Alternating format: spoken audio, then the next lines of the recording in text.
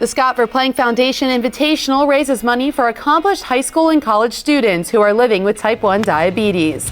Diagnosed at the age of 9, this is a cause that is near and dear to Verplank's heart.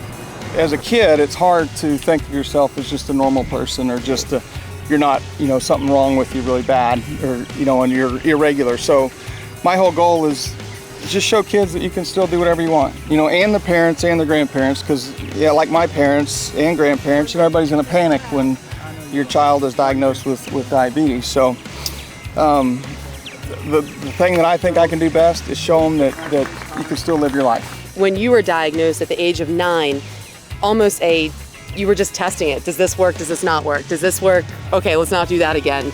And in 1984 specifically, when you went on to win the U.S. Amateur at this very course, by the way, at Oak Tree National, which has to always be fun for you to come out here, even though you're out here all the time.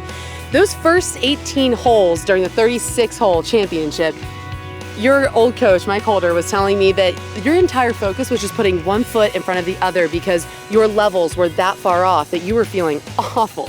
I remember that. We got up, we're supposed to tee off at like 7:30 for the first 18, and we had a rain delay that probably lasted till 10 o'clock, And once that happens, it's kind of like even playing the tour now. When we have rain delays, it's a little bit different on me than it is on everybody else. Right. I got to start, ranking a whole lot of other variables and putting them in matter of importance, and getting to the range isn't always the first, hitting the first one. It's making sure that I feel good enough to be able to go play and try to play good. So.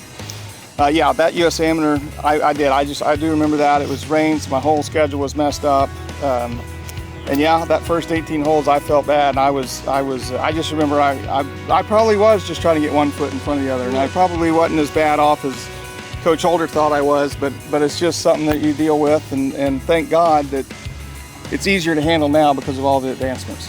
You never want to be treated any differently. He said when you first came to school, what your parents were really worried about was a private place for you to go and take your sugar levels to make sure that everything was great. And Coach said he probably didn't even use the room that we got for him because he didn't want to be separated from everybody. He didn't want to be seen as different. When I won the Western Open, or won the U.S. Amateur, won the Western Open, I was looked at as kind of real quiet and not very media friendly and didn't have much personality, which may all be true.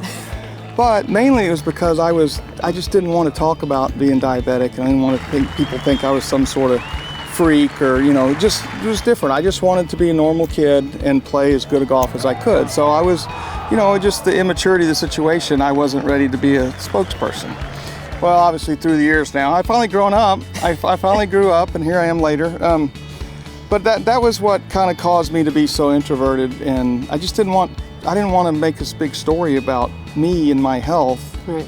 It wasn't who I was. I didn't want that to be me. And now I look back and go, well, not that there was anything wrong with how I handled it, but now I can actually try to make a difference in other kids. I think it's maybe hard for people to take a step back and look at the milestones in their life, but I can't imagine a better place in time than right now. 30 years ago, walking up on this course, winning the U.S. Amateur, wanting to keep things so private. 30 years later, making your first Champions Tour start at the U.S. Senior Open, right back at the same venue, and how much things have changed for you.